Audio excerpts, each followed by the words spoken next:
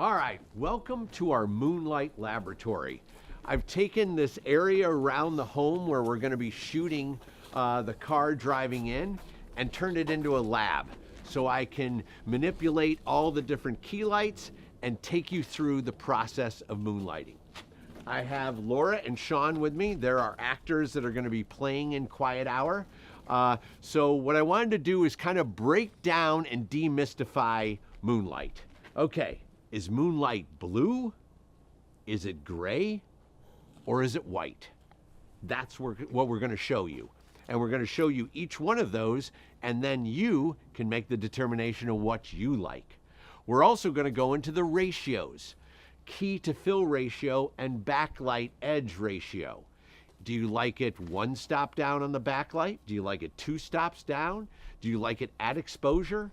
How about the levels of a rom-com compared to a thriller, or a horror compared to a drama? We're going to be going through all of that. We're also going to do light quality. What is a moon? Is it soft? Is it semi-soft? Or is it hard? All these things we're going to kind of go through and in this process. And what I have is two amazing cinematographers, Brittney, who's on our A camera, and Brady, who's over by the monitor, and we're going to be discussing this and kind of going through it and see which each of them think of it and what they would like to adjust. So this is going to be kind of a wonderful like melting pot of different cinematographers that are kind of going to go in and say, oh, I love that moonlight, or that backlight's way too hot, and what were you thinking with this key level? It's way too bright. This is what the laboratory is all about. We're going to show you side by side of a blue moon next to a gray moon next to a white moon, so you can sit there at home and make that decision on what you like. So we've kind of established our rom-com look in a white moonlight mode, in a gray moonlight mode, and a blue moonlight mode. Now let's go into ratios and really push it into more of a horror or thriller mode. So let's go back to our gray moonlight for me, Jason. Great. Okay, and go ahead and go to 2860 on the camera if we could, please.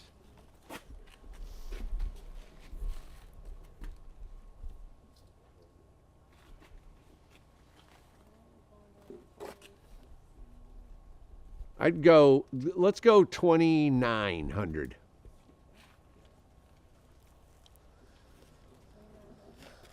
Okay, all right, that's looking nice and silvery. And all right, so now let's talk ratios. So let's go into thriller mode on all this. So I'm going to take everything down a lot. So I'm going to underexpose the key a stop and a half. So let's take the key light down. What is it percentage now? Okay, go to 4. 3.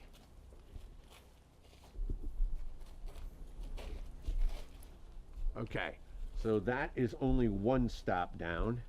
Okay, so we'll look at that. And the backlight. Okay, let's take that down. Whoa, too much. Come back up. 20, yeah, 21's nice. Okay, and then the fill, what is that at? Okay, go to 7. Okay, go to 4. Okay, all right. So now let's go to the monitor and look at what this feels like. My eye keeps going here. Exactly. That seems too hot off the metal. So the 2400 Bs in the Condor, what are they at? Okay, go to 10. Okay. 12. Okay, 15. All right, not bad. Okay, now on the movers, what are they at?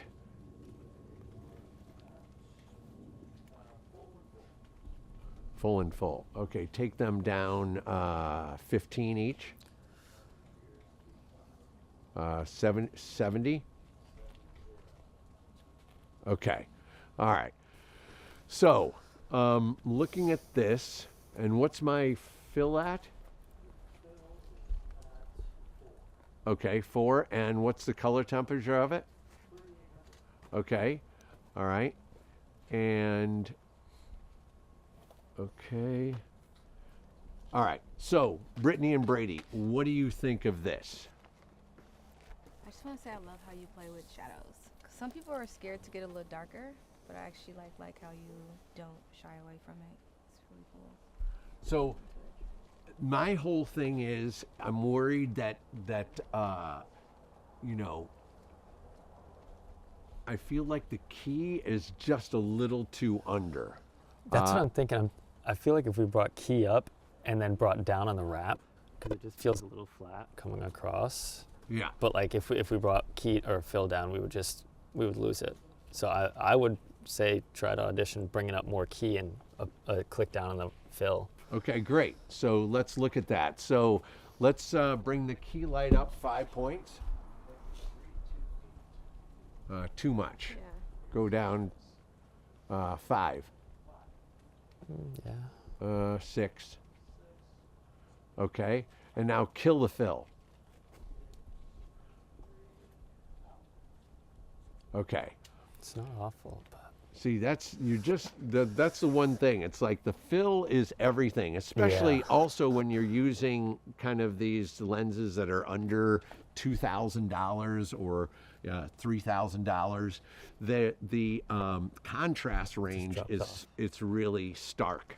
So you can see how the minute we add a little fill, it makes the lens look a little more cinematic. Yeah. would it And make you also want to? using a little diffusion also helps that. That's true.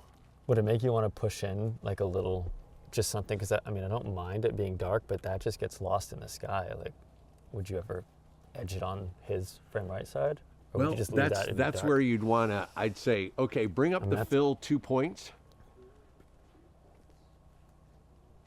5 points. 7. Okay, and now look at each other for a second. Okay, and then look back to camera. Okay, now I'm looking into her eyes, and when I see, I can just barely still see the see that catch. fill side, so that's really nice. What's our key light at? Go to 5. 4. Okay, all right. So that to me would, I would opt to, what's my backlight at? Okay, go to 24. Just to snapping that up a little bit. And my key's at what? Okay, go to 5. Okay. So I think that's a nice kind of thriller vibe. Yeah. We got our nice gray thing going.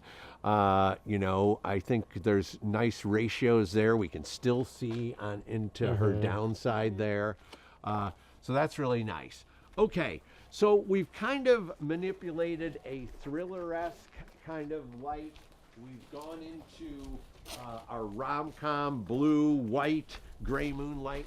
Now let's talk about light quality for our moon. Right now we've been playing with a hard moon source this whole time. How do you light the night?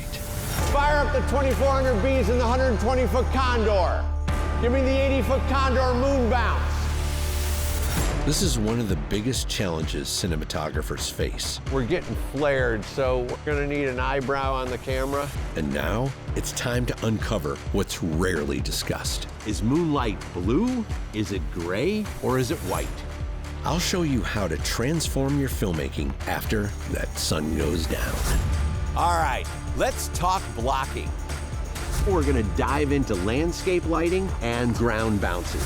Whether you're shooting a Hollywood blockbuster or an indie film, the principles remain the same. Lighting is key, and I'll teach you to harness it. When you're doing night exteriors, you gotta bring the big guns. we immediately go into handheld, and that handheld ramps up, just like the lighting emotion. I've worked on over 30 feature films, illuminating iconic movie sets, and now I'm sharing everything I know with you. I'll take you on set with me and my team. And then do you want to cut down intensity on those 2400s? Joe, I'm gonna go just to the left of this tree, right? Yeah. Copy that. As we film the opening scene from the short film Quiet Hour and show you the entire process from theory. Now let's start to shot list this baby. And that starts with keyframes to pre-light. We're gonna go through what I would love in this condor, all the way to the final shot. Hurry up, my heels are killing me. Cut, cut, cut. That looked really good. All right, we got it.